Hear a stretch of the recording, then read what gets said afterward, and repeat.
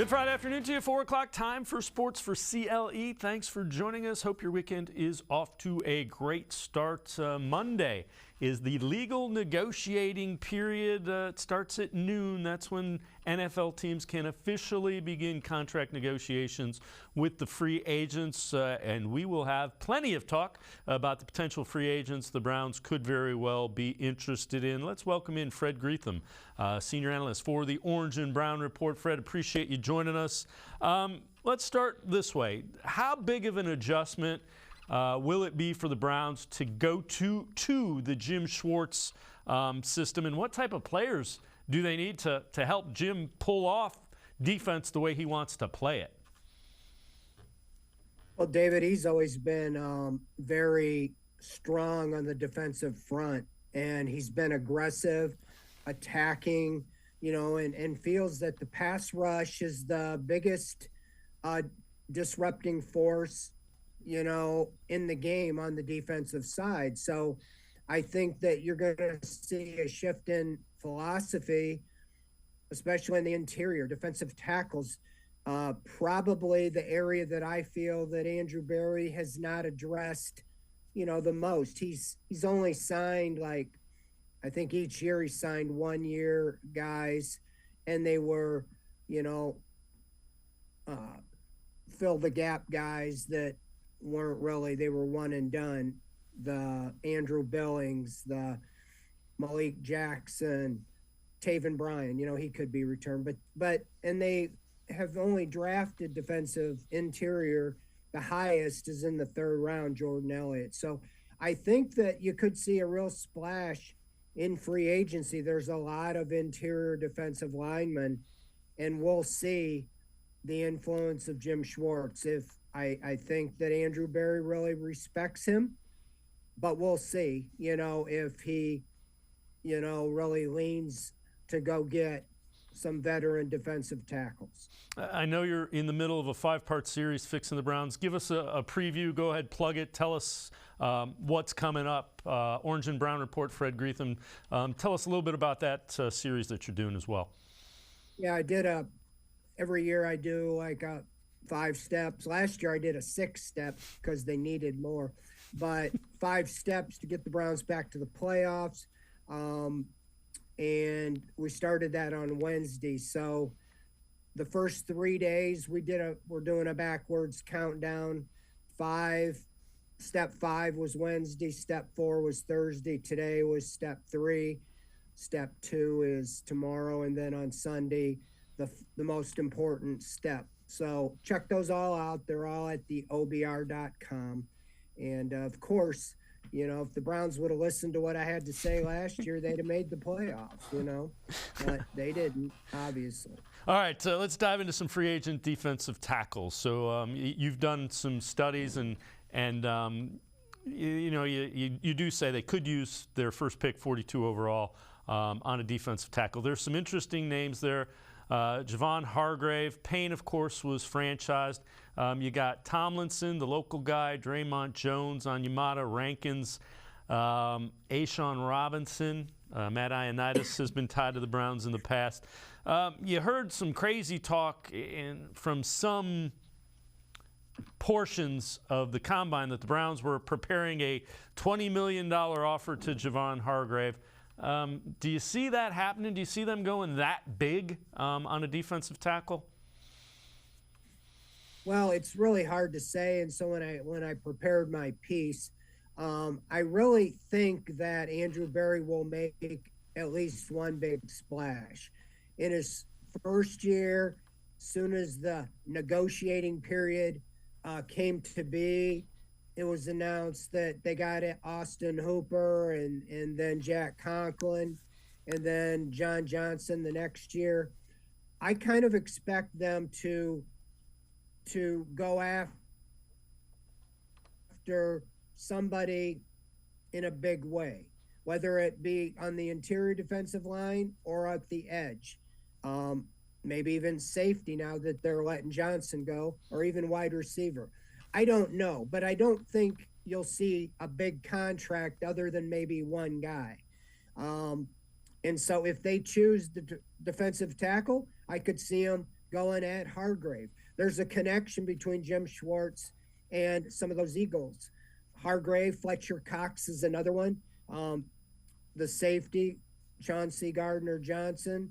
And even though he didn't play for Schwartz, I think he has a connection with Catherine Raish, the assistant GM, and Brandon Graham, veteran defensive end. So I could see them going after, primarily, in my opinion, a big name would be one of those four positions, three of them on defense. Yeah, it's another, and you mentioned one of those guys. Edge is another area that they're likely to try to upgrade.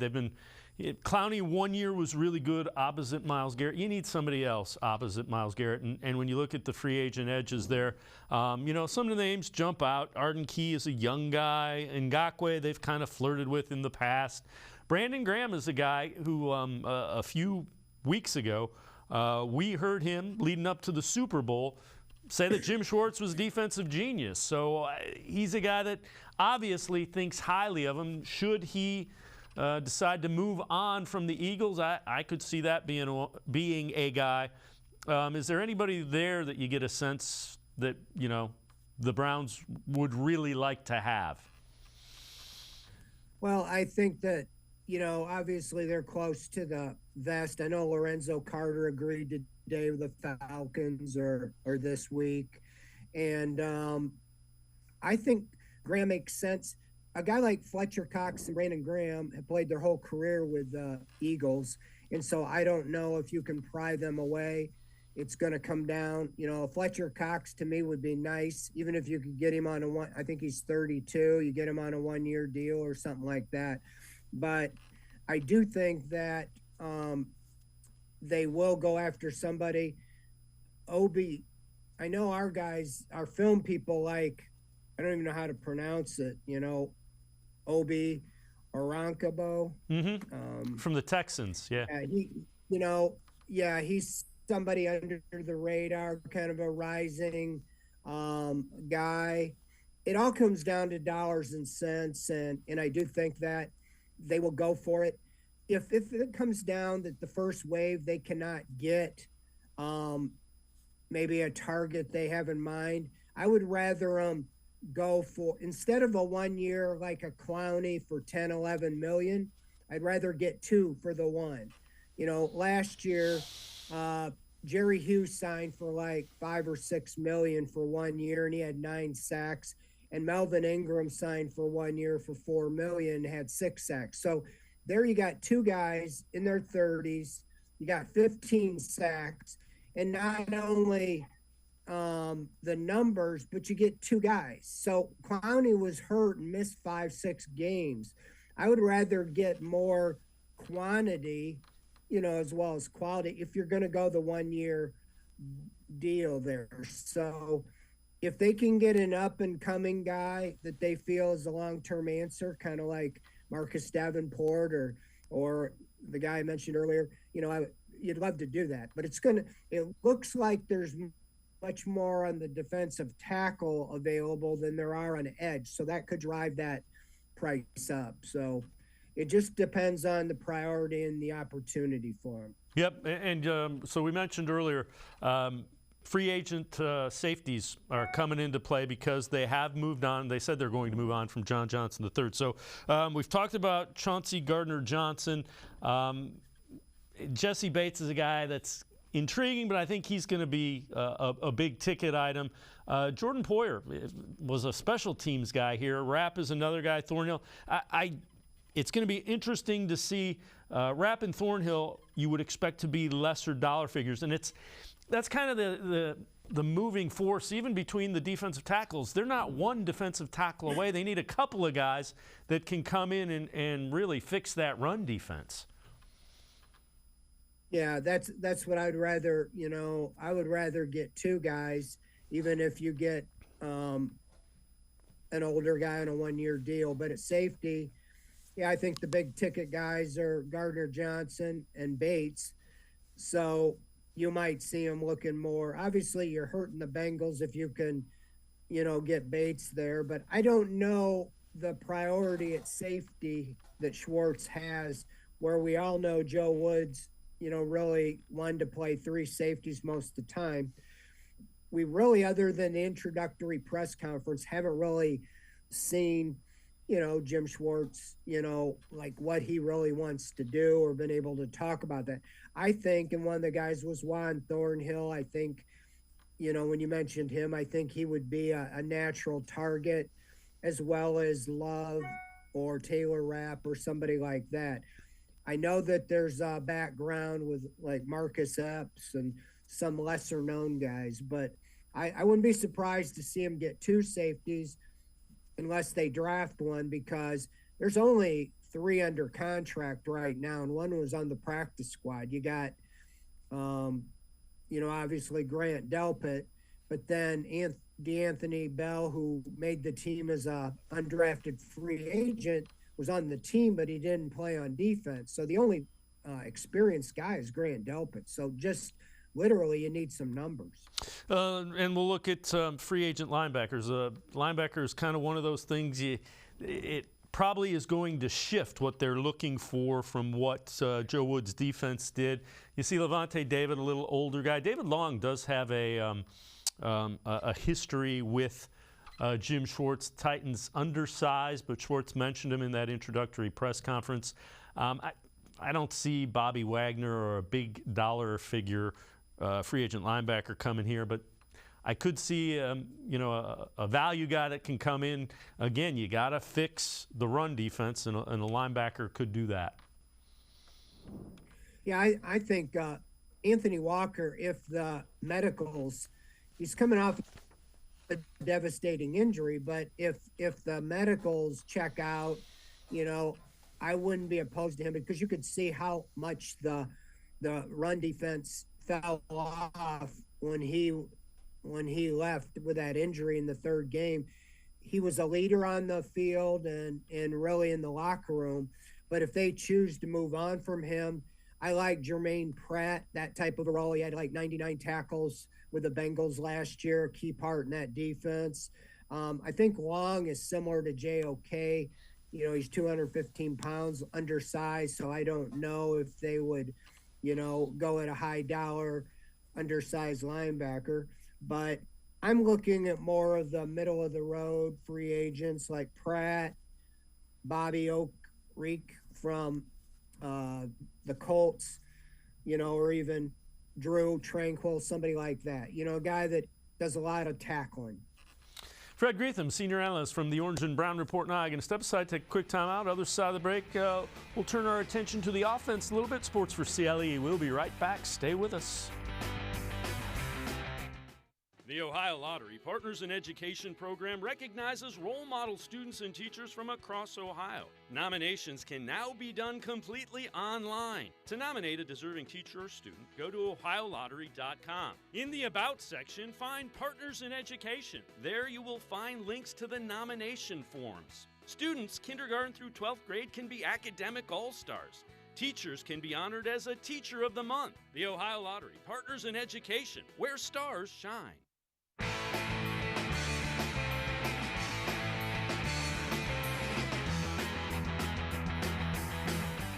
We continue talking Browns with Fred Greetham, senior analyst for the Orange and Brown Report. Fred, without question, the Browns' offense is going to change somewhat with Deshaun Watson.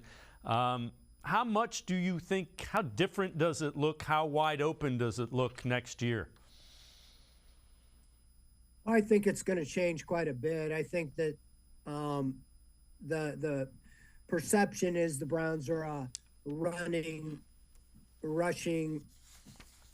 oriented offense, and I think when you spend $230 million, to bring in a mobile quarterback that can throw the ball over the field, I think it's going to obviously trend in that direction. That's what the NFL, really for the most part, the top teams, the Chiefs, and even with Jalen Hurts and the Eagles, and in the AFC, the Josh Allen and the Bills and the Bengals with Joe Burrow, they're all really known for passing.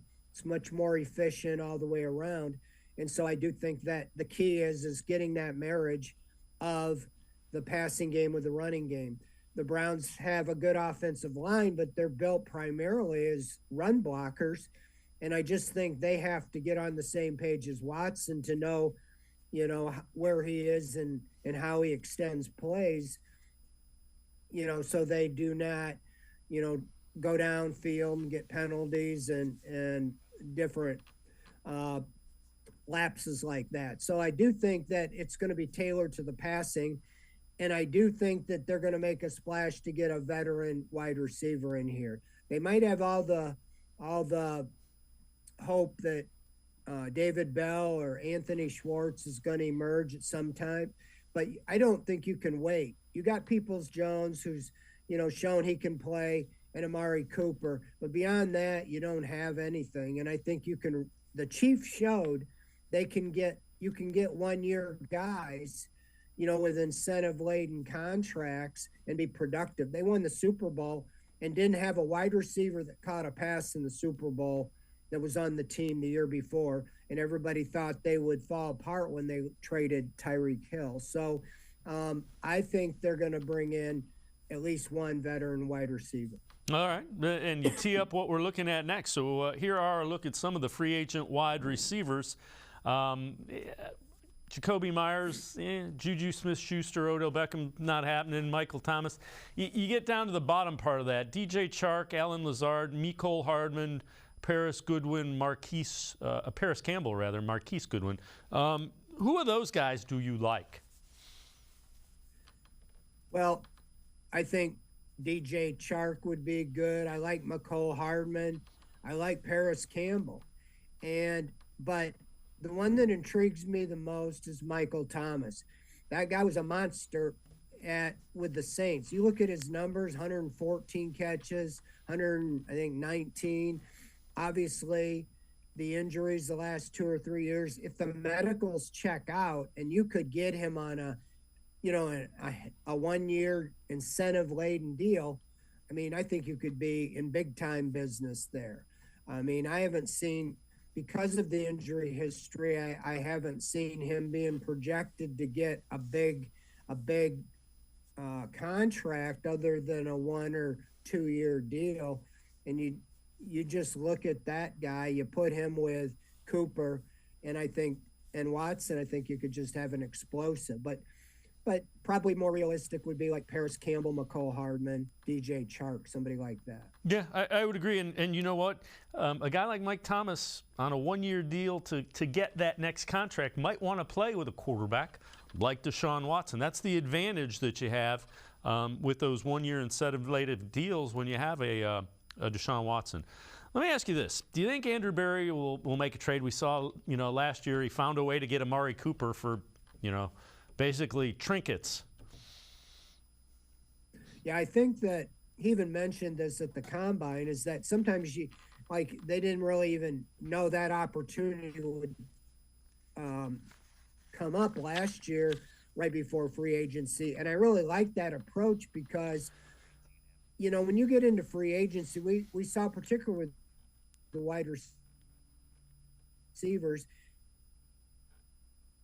guys end up getting a lot more money, and you the guy, and you just have to deal with the contract, and that's where I've been a proponent, of a Brandon Cooks type thing, or DeAndre Hopkins. I know they have insane numbers, but if you could acquire somebody and then work out the financials, there's got to be guys out there that teams are ready to move on from. We saw the Rams cut Allen Robinson.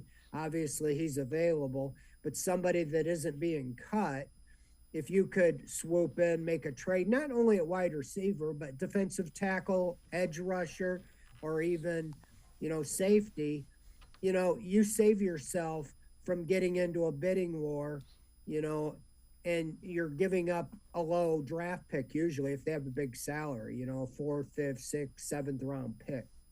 Do you think there's any way the Browns trade any of the veterans? There was crazy talk about Nick Chubb. I'm not going down that road. I don't think there's any way when you're trying to win and your general manager and your head coach really need to win, you're not trading one of your best players. But do you think there's a veteran that they potentially move to get an area of need from an area of strength?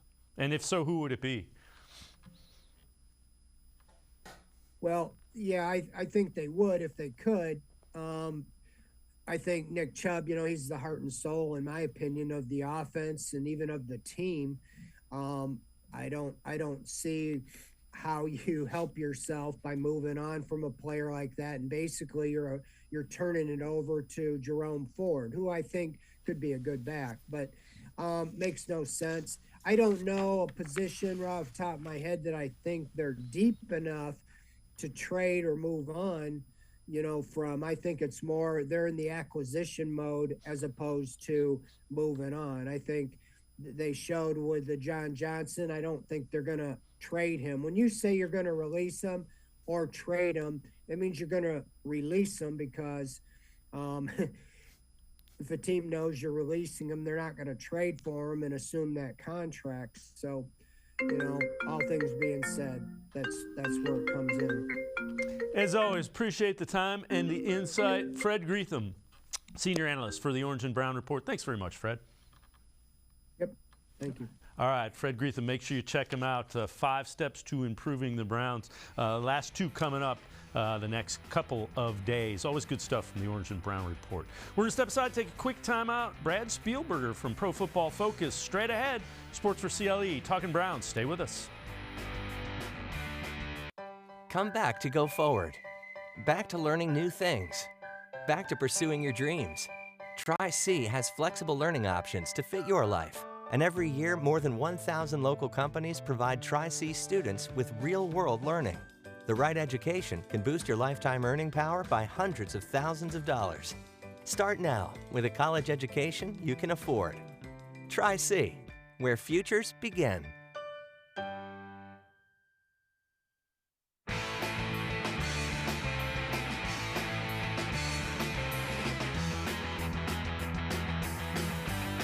Sports4CLE continues. We continue talking Browns. Combine has wrapped up. That means the legal negotiating period will get rolling Monday at noon for free agents. Let's welcome in Brad Spielberger from Pro Football Focus. So, Brad, we've heard that Andrew Berry was really aggressive pretty much in every conversation that he had, trying to make some things happen. Did you hear that at the Combine as well, and just some of your takeaways from the Combine? Yeah, I will say this. I went to his podium that he has in front of the media as well as Kevin Stefanski's, and I think there is a sense of urgency. This is obviously is a make or break year, arguably, for both guys. Not saying they're going to get fired if they don't have a great season, but I think it is on the table, and there are no more excuses of, this is not our team and all those things. So I wouldn't be surprised if he's being very aggressive, trying to nail some things down before, as you mentioned, that tampering window opens on March 13th, because they got to be good this year. Yeah, without question. They have the quarterback, they have a pretty decent roster, and obviously, it's time to make it go. Let's head to the voicemail of Truth and Reason.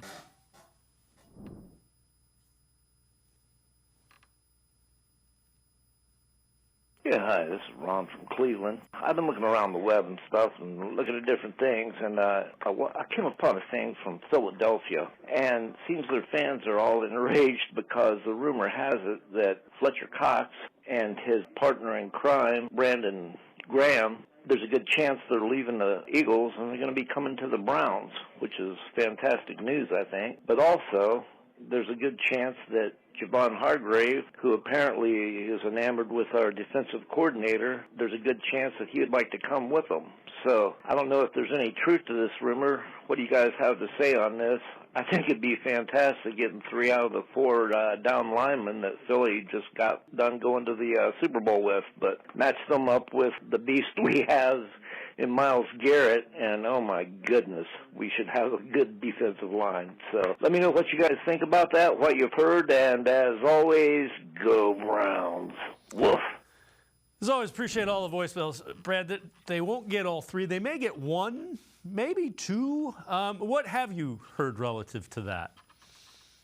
So, last year with Fletcher Cox came very close, or the year before, I should say, came close to leaving Philly. Obviously, been there his entire career, was given the right to shop around at the trade deadline 2 years ago. Obviously, that did not materialize and stuck on a 1-year deal last year in Philly, but I would not be surprised if he maybe changes teams and reunites, of course, with Andrew Berry, who spent a lot of time in Philadelphia. Same thing with Brandon Graham, another guy that, view as maybe an Eagle for life, but I think he should have been the comeback player of the year this year, frankly. Tears his Achilles at 33 or 34 years old, has his first double-digit sack season of his career this past season in Philadelphia. And again, a guy that maybe, wants to make more money and probably would get that elsewhere. I think he is the target for me of these three, if you add in the price point, where a really good rotational pass rusher, you have Myles Garrett, so he'll get all the attention, and Graham can feast not getting that top attention and playing about 400, 500 snaps. Same with Fletcher Cox. Neither guy, look, is going to be an every down player, is going to be the impact player they've been their entire career, but a great veteran presence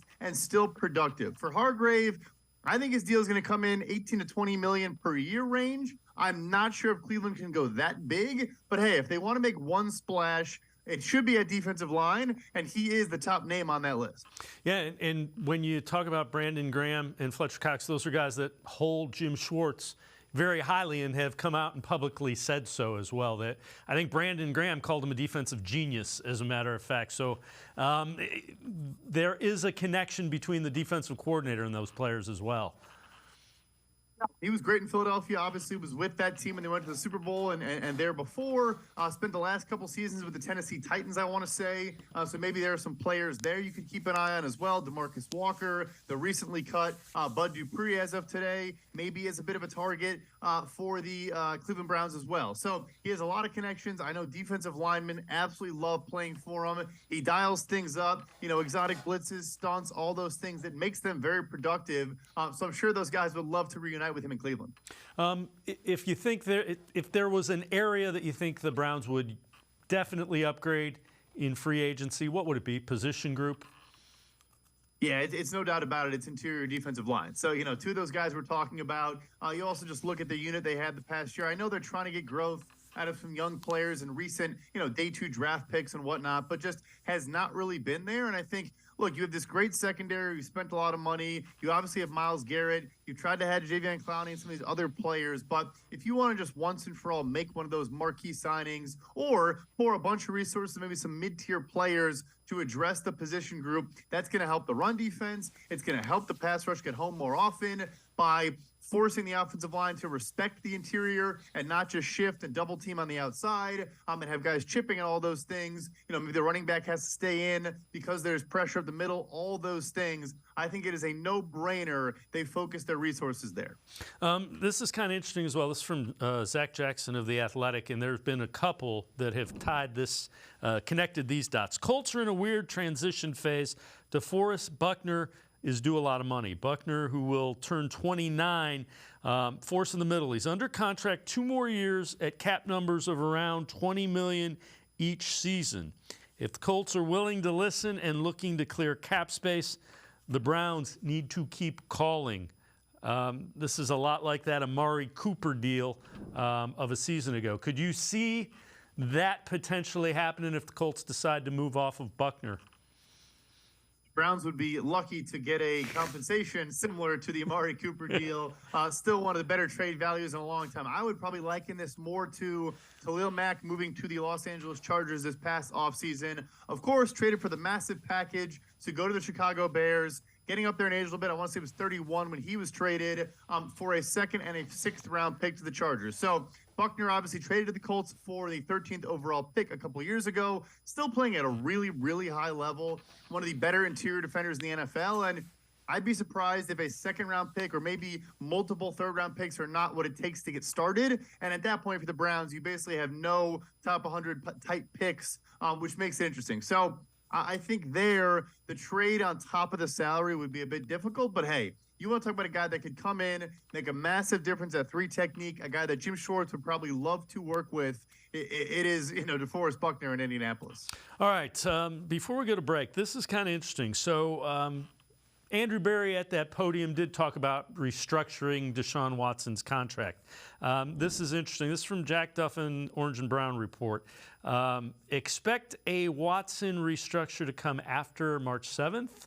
Why? Lamar Jackson's exclusive franchise tag is the average of the top 5 quarterbacks. It will cost the Ravens an extra almost $3.8 million. Do you think the timing of the Browns restructuring is tied to potentially costing the Ravens more with that franchise tag? Jack does great work. This is a bit of a tricky loophole, though. That number is actually flexible to change until April 21st. So, could they wait till April 21st? No. They're going to have to probably restructure that deal before then. It is funny, though. It is something that I've had conversations with as well, where because those top 5 salaries impact the exclusive tender, could some teams in the division, or just competitive in any respect, maybe try to mess around and keep their salaries as high as possible. But yeah, that date is April 21st. Hey, maybe they restructure every single other contract they can and save Watson's for as late as possible just to complicate matters in Baltimore. But in that time, you'd imagine Dak Prescott gets restructured, some other players. But hey, you got to explore every edge and whatever you can do to kind of twist that knife to your division rival, Baltimore Ravens. Brad Spielberger, Pro Football Focus, and I are going to step aside, take a quick timeout. Other side of the break, we'll take a look at some free agent wide receivers. We'll see if the Browns could be interested in. Sports4CLE, be right back. Stay with us.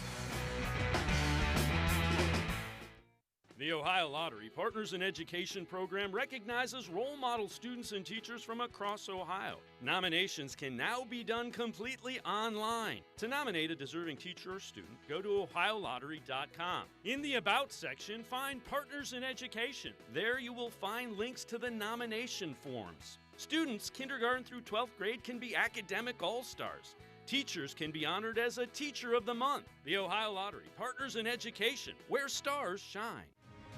The Greater Cleveland Sports Hall of Fame celebrates the star athletes and notable sports figures who were born or have made their home in Greater Cleveland. It tells the story of discipline, commitment, perseverance, sportsmanship, and excellence in achievement. It encourages and inspires those who believe in sport and its direct impact on the well-being of our community. Go to clevelandsportshall.com or follow us on Twitter at GCLE Sports HOF for more details.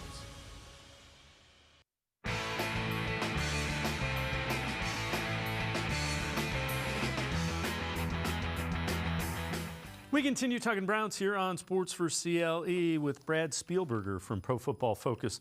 So, Brad, Derek Carr reportedly agreeing to a 4-year contract with the New Orleans Saints.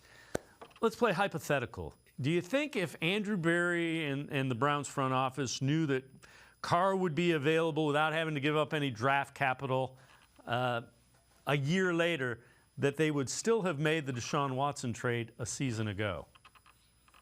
I think they make it every time. I mean, look, Carr is a solid player, but I think Cleveland ultimately got to the point of we've tried the veteran route, we've tried the high draft pick route. We're trying to land a difference-making, potentially elite quarterback, and Carr is certainly not in that conversation. You know, his contract is so crazy and so precedent-setting because players of his caliber don't really come available that often. So, yes, I do. I think they were done trying the mid-tier markets of the world and wanted to once and for all take a major swing. I know he didn't play great down the end of the stretch last year, dealing with about 2 years of rust at that point. I think they're still okay with it. And come week 1, 2023 and beyond, that's when it really starts to pay off in their minds. Yeah.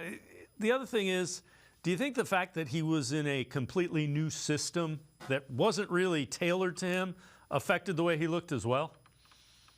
Yeah, I mean, it's hard to pivot, midway through the season, right? It's one thing if you said, okay, he was out for the first month, we're going to make Jacoby Brissett kind of run a Watson-centric offense, and then he'll ease in. You can't really do that when you have a guy playing 11 weeks, and then you want to pivot. You have no idea where things are going to stand. Frankly, I think they could have had a couple more wins. But Brissett played well. They have, the Jets lost and a couple other close, tight losses that kind of swung things the wrong direction. But yes, I do. And I think now, you also get more chemistry throughout the entire offseason with all these guys. Obviously, Amari Cooper, a new player in the fold. David Bell, a rookie, so get him in the mix. He had an injury, I think, early last offseason as well. So all of those things combined, I'm sure they are much more confident in how things go next season. All right, so let's take a look. This was a tweet you had March 4th. So back at the Combine. Price of free agent wide receivers. Trade market prices just went up today. Take us through what you were thinking, what prompted that, that insight.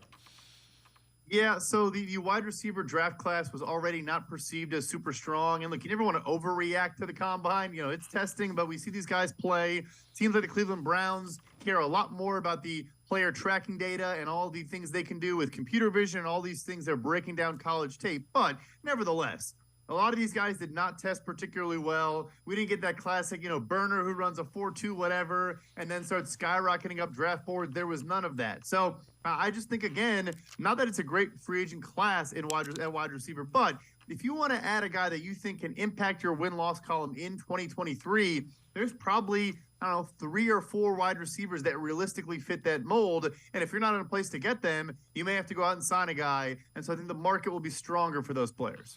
All right, let's take a look. These are a couple of the free agent wide receivers that could be targets for the Browns, names that have been kind of linked to them. DJ Chark, Paris Campbell, Darius Slayton, Mecole Hardman. Do any of those which of those make the most sense, do you think, to fit what the Browns need to upgrade under Deshaun Watson? I think all those guys fall into the mid-tier, so they all do make sense. Chark is that big body, 6'4" guy that ran a 4.3, 4.40, can take the top off of an opposing defense, and did get hurt last year, but finished the year very, very strong for the Detroit Lions. He's probably going to be your priciest of those options. I like Darius Slayton a lot. I think he's more of a $4 to $5 million per year guy. And I think every team looking for those cheaper options at wide receiver, to me at least, you hear all these cliches and all these things about, getting good culture guys. Darius Slayton was a very productive rookie, had a lot of reps taken away throughout the rest of his rookie contract. He comes into last year, the team forced him to take a pay cut. He's 6th on the depth chart coming into the season, and all he does is bide his time, work hard in the background, doesn't say anything, doesn't demand a trade, none of those things. They get a bunch of injuries. They trade away Kadarius Toney, and in steps Darius Slayton, and was super productive for the second half of the season. So I think he's a guy that you use as a role model or as a point to, hey guys, you guys that are upset about your contract or upset about your play time. There's a guy who just stuck by, just put his nose down and worked hard, and he got rewarded for it, and we rewarded him for it. I think that goes a long way. Do you think the Browns benefit with Deshaun Watson by adding somebody, and I don't want to say Tyreek Hill because there's one Tyreek Hill, but somebody who's kind of a speed guy that kind of threatens you not only horizontally but vertically too? I think Mecole Hardman is kind of a similar mold to what they were looking for in Anthony Schwartz. Again, wasn't super productive in Kansas City, but you can run jet sweeps with him, get him the ball on screens for the quick outs that uses speed, and then also can run those deep breaking routes over the slot, deep crossers or just true go balls, all those things. He has that track star speed. That's why he was a second-round pick out of Georgia back in the day. So he's that guy, and I do think it makes sense. Amari Cooper is one of the best route runners in the NFL, can make catches downfield, but he's not a true burner. I think same with, Donovan Peoples-Jones, a good player, not a burner. Even David Bell, I think he's going to have a good NFL career, but not a speed guy. Mecole Hardman is that guy. It just sounds like his market's going to be a little bit stronger than maybe people realize. I heard people saying maybe up to $10 million per year, which caught me off guard, but I heard that from multiple people this past week in Indianapolis, and not just his representation. So other people were saying that. Yeah, that does seem a little bit higher than I thought it would be as well. All right, so this is kind of another interesting one. Browns have some high-priced offensive linemen. This is from Jack Duffin again. Would love the Browns to add right guard Will Hernandez free agency on a 3-year, $12 million, 4-year average annual value, and he would break out under Bill Callahan. Then move Teller for a late third-round pick, frees up $29.3 million over the next 3 years to pay a wide receiver or another quality player. And Brad, when you look at it, everybody other than their center is going to be making double-digit millions coming up here when they pick up the 5th-year option of Jedrick Wills, if they pick that up. Yeah, I don't think they're going to move on from a player they just extended in a blue chip guard and Wyatt Teller. Jack again. I know Jack. A little bit maybe too money ball. I get it. That's obviously the business we're in, but I don't think teams are really in the business of trading away elite players. But I do think Ethan Posich is probably going to reach free agency, like you said, the only guy not making big tier money. And a guy like Will Hernandez or one of those, lower range guards makes all the sense in the world. You bring him in, he can play both sides of the offensive line. I think that makes a ton of sense. You look at a guy maybe also like an Andrew Wiley in Kansas City that can play guard, can play tackle. I don't think he's going to break the bank per se. Hey, David Edwards with the Los Angeles Rams, another depth offensive lineman that I think can play both guard spots, is not necessarily going to get even starting money, but was a good starter, missed some time this past year in LA with some concussions, but I think does want to continue playing football and would be a really, really good backup guard at either spot. Those type of players along the offensive line, I think, make a lot of sense. Salary cap, at what point, we know they can extend and play with the salary cap money. Eventually, that bill comes due, though. How far can you push that down if you're Andrew Berry and the Browns? So it certainly does, but it's clear that Berry has a directive from Jimmy Haslam, the owner, that he can do that kind of in perpetuity, and that is what the Philadelphia Eagles did when Berry was there as well. So, look, when you have a franchise quarterback and a franchise edge rusher like a Myles Garrett, I guess you could lump Amari Cooper in here as well. You're going to want to be aggressive. The credit card bill is going to eventually come due, but we started off the show talking about Derek Carr signing his deal in New Orleans. You can push it out for a very, very long time and get away with it. They've structured all their deals to be able to have a ton of flexibility short term by pushing cap hits down the road long term, just assuming the cap is always going to rise. So I always, caution against it. Let's say you don't have that quarterback like New Orleans, and you're still doing it with Jameis Winston and Andy Dalton, and you missed the playoffs 2 years in a row, and now you're paying Derek Carr. I wouldn't do it there.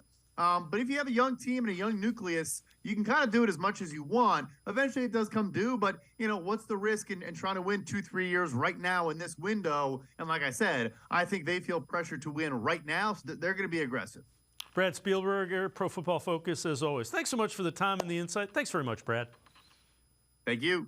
All right, Brad Spielberger. Make sure you check him out. Always really good stuff, free agency, as well as the Combine and NFL stuff. Pro Football Focus. We're going to step aside, take a quick time out. Other side of the break, Lance Reisland with a film breakdown on some guys post-Combine who would fit the Browns' needs. Sports4CLE. I'll be right back. Stay with us.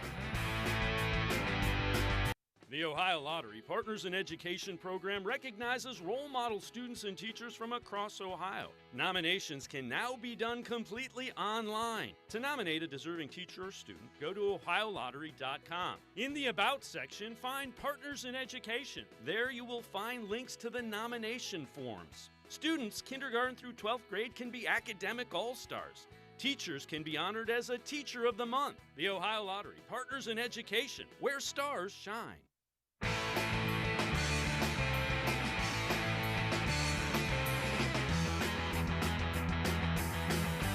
Sports4CLE continues. We're going to take a look at some of the big names that opened up some eyes at the Combine and do a film breakdown a little bit further with Lance Reisland. Let's welcome in Lance Reisland, plain dealer, cleveland.com. So, Lance, these are guys that you went back and looked at after we saw some eye-opening performances at the scouting Combine. Well, yeah, I always I never really do a new mock draft. I always try to go back and the tape has to match the athleticism, or the athleticism has to match the tape. So some guys are fantastic in the weight room. They run really well, but that's got to carry over to the film for me. That's always kind of been my thing. Everybody runs around really good in pajamas, but you got to be able to put on the pads. You got to see it in a game setting. And these guys, when I went back and, I saw their numbers and watched their numbers, and then when I went back and watched the film matches for sure. All right, first guy we're going to look at is from the University of Pittsburgh, Kalijah Cansey, defensive tackle, could be defensive end as well, 6'1", 281 pounds. What do you see here? Well, first of all, the reason his name wasn't on the board for what you just said, he's 6'1", he's 281, so he's kind of a tweener, but he ran an incredible 4.78 40 at the Combine. He had 31 tackles last year, he had 14 tackles for a loss. He had 7.5 QB sacks. He's a one-gap guy.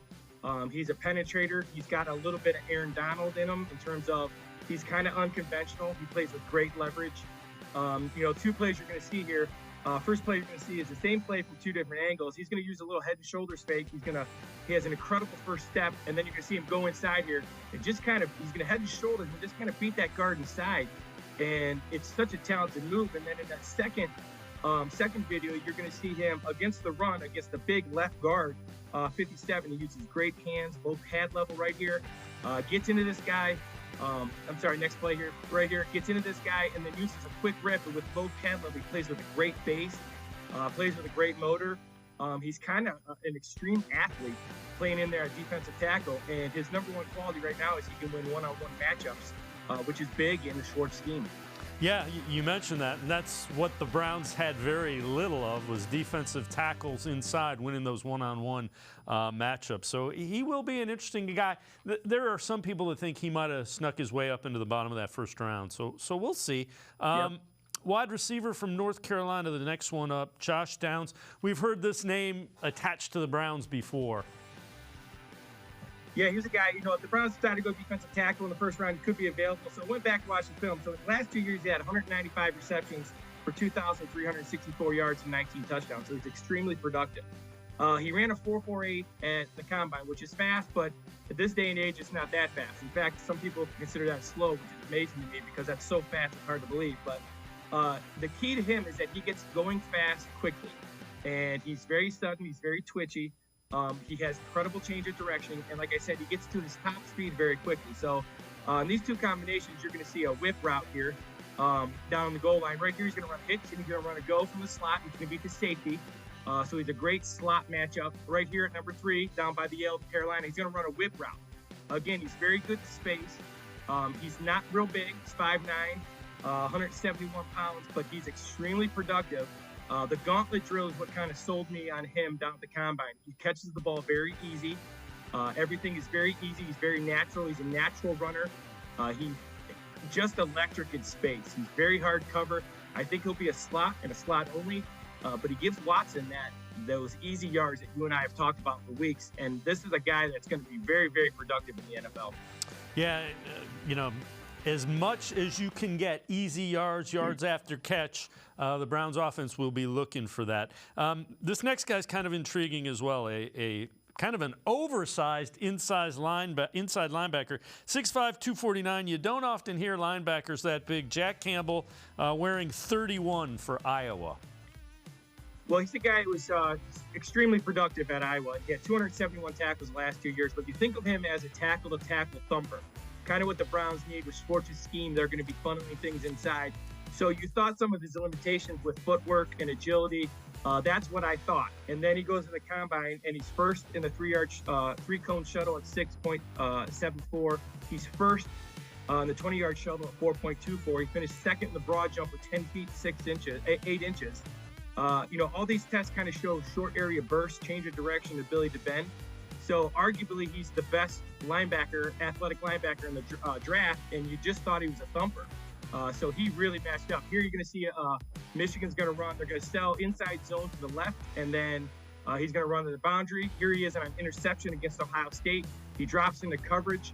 What's impressive about that is that he checks run first, comes forward, and then checks run again. Here's the option play against Michigan where he kind of reads what he sees and he runs to it. He's very instinctual.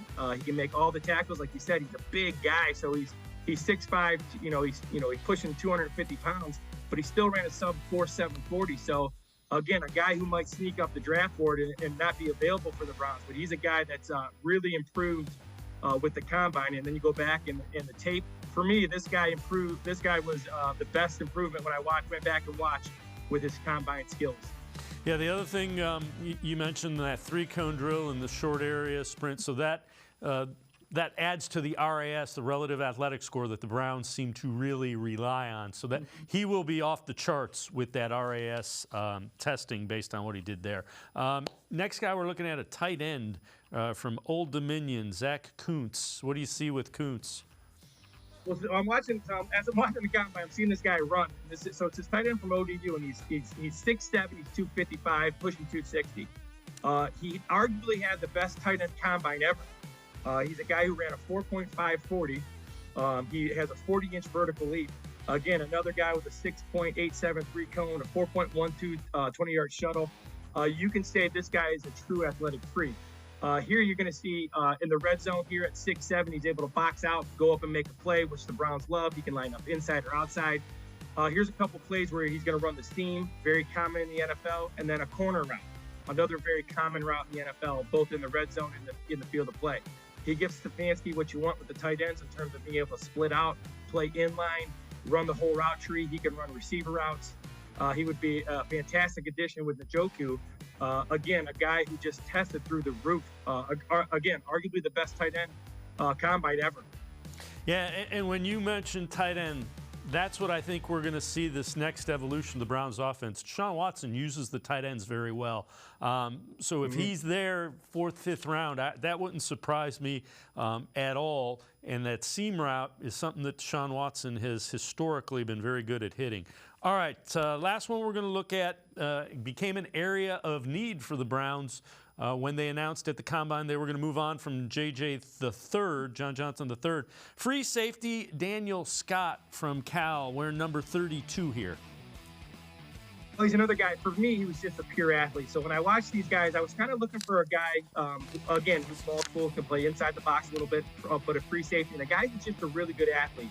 And I was just super impressed with his hips, his ability to move, his fluidity, his things he was able to do.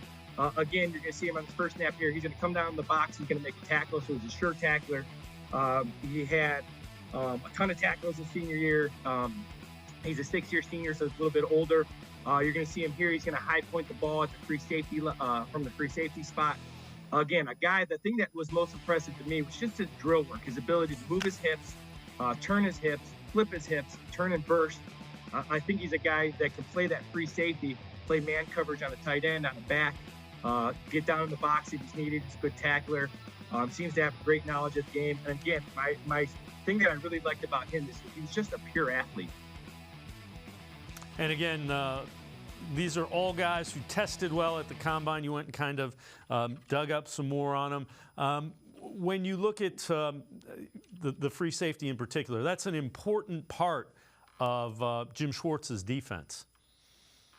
Well, yeah, that free safety in this defense is going to be by himself a lot. He's going to be in a one-high hat. He's going to be either in a man free where he's going to be helping over the top in pass coverage, or he's going to be in a zone coverage, which is the Browns. You'll hear a lot about it moving forward. This pattern 3 match.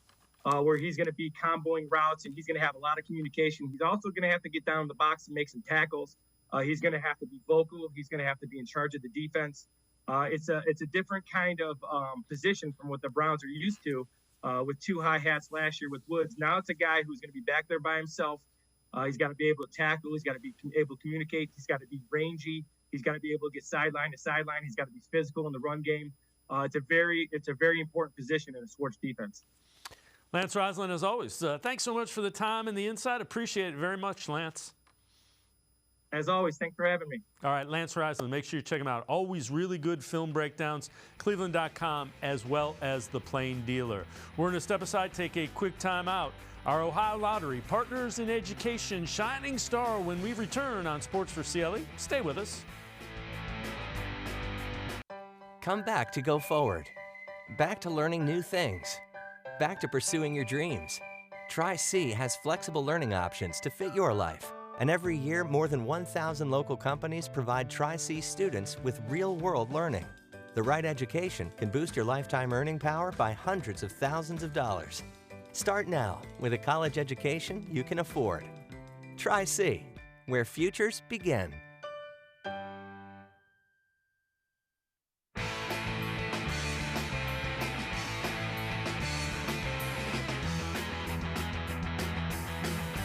Sports4CLE continues. Each week, in conjunction with the Ohio Lottery Partners in Education program, we recognize a role model student from somewhere across the state of Ohio. Today, we head to Stowe Monroe Falls High School to meet Nate Boozer. Nate, a football star, a baseball star, and a basketball star for the Bulldogs. Also, an outstanding student. The Ohio Lottery Partners in Education program is proud to salute Nate Boozer from Stowe Monroe Falls High School, this week's Shining Star.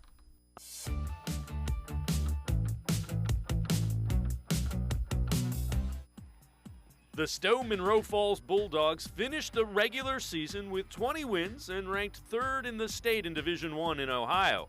All good teams have a guy that will do whatever he can on the court to help the team win. Nate Boozer is that guy for the Bulldogs. I'm not more of the guy that's going to show up on the stat line where I'm going to drop 20 points a game or all these crazy stats. I would consider myself more of a dirty work kind of guy, just diving for loose balls, playing great defense, getting rebounds, more of that kind of guy, just being there to help my teammates out. They all have different roles that they embody and they embrace, and there really isn't any jealousy between the teammates, and that's what's beautiful about this group. Like Nate mentioned, his job wasn't to score points, but he's a valuable member to what we do. He sets screens and allows those guys to get baskets and things like he's a good passer. The success and mindset for Boozer to do whatever he could was set in motion during football season. Boozer plays offense and defense for the Bulldogs football team that was very young this year and won only one game. It was hard because I've never really dealt with season, like losing season like that, and it kind of hit me where like it helped in basketball. Like, yeah, you're gonna have times of like losing and not a lot of success, but it's how like you're gonna come back from it. Are you gonna sit down and take the punches, or are you gonna get back up and fight back? And I feel like that kind of took me into the basketball season. Like, I don't want to have another losing season like that ever again. Nate's a great kid, and we've got a lot of great kids, and he really is a motivational spark for our kids. He gets, it can be pretty nervous before a game, and he's great in the locker room. I got getting kids fired up, and they kind of shake off the nervousness because Nate gets around and gets everybody riled up, and they start laughing and giggling a little bit, and then you can just see the weight go off everybody's shoulders, and now they go, okay, now we got a job to do. Boozer was a respected senior leader for the young Bulldogs and will be continuing his football career in college. Basketball really is like my favorite sport, like growing up, like my number one. But my freshman year, I was really skinny, and I just said, like, I like football, let me try it out. So I tried it out, and as time came on, I gained more weight, got a lot stronger in the weight room, and kind of just became like a second love to me where I really loved football, and I really want to do that in the future. That's why I picked football. Nate decided to play his college football close to home. He'll be attending Walsh University, and he already knows what he'll be majoring in. Special education. Why? Kind of like in the basketball and football situation, me helping other people, like it kind of gives them like the classroom. Like we have a class at Stowe called Teammates where you can help people with special needs and help them either in art or gym throughout their day and stuff. And that kind of me taking that my junior year really like opened like my eyes to the future of like what I want to do. Like I love helping people, and making them smile makes me smile at the end of the day, and I really enjoyed that. A 3-sport star for the Bulldogs, Boozer's actions speak louder than his words. He decided one of his teammates from this class would really enjoy going to a formal dance. We were in art teammates, and I had made a poster the class before and just said like, hey Chloe, like she cheers on the freshman cheer team, and I said, hey, would you want to go to winter formal on a big sign and stuff, and gave it to her, and she ended up saying no the first time, but I convinced her, and she eventually said yes, but ended up taking her to the dance, and it was a really great time, just being able to spend time with her.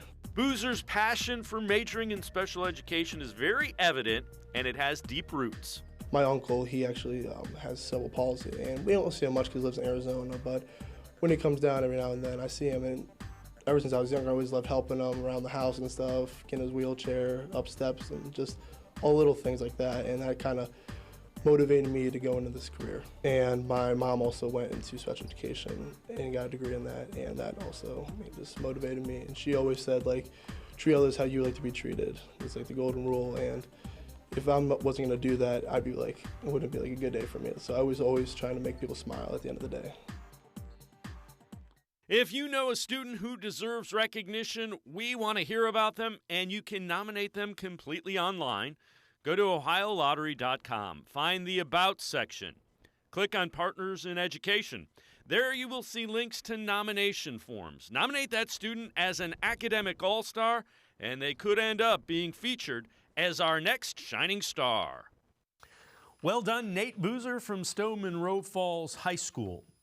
That's going to do it for this edition of Sports for CLE. We will see you back here Monday at 4 o'clock, and there will be plenty of NFL free agency news as the window to start negotiating starts at noon on Monday. We'll see you at 4 on Monday on Sports for CLE.